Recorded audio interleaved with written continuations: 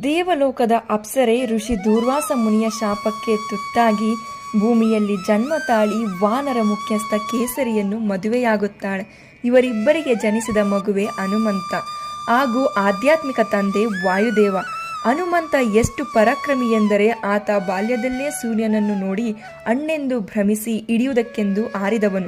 ಇದನ್ನೆಲ್ಲ ವೀಕ್ಷಿಸಿದ ಇಂದ್ರನು ಇವನನ್ನು ನಿಗ್ರಹಿಸಬೇಕೆಂದು ನಿರ್ಧರಿಸಿ ವಜ್ರಾಯುಧವನ್ನು ಪ್ರಯೋಗಿಸಿಬಿಟ್ಟ. ಇದರಿಂದ ಹನುಮಂತ ಮೂರ್ಛೆಯೋಗುತ್ತಾನೆ.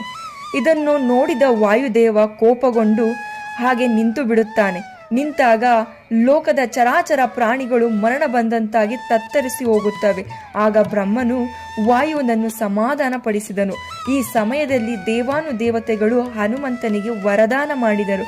ಜೊತೆಗೆ ತನ್ನ ಬಲ ವೀರ್ಯ ಸಾಮರ್ಥ್ಯಗಳಿಂದ ಹನುಮಂತ ಗರುಡನಿಗೂ ವಾಯುವಿಗೂ ಸಮನಾಗುತ್ತಾನೆ.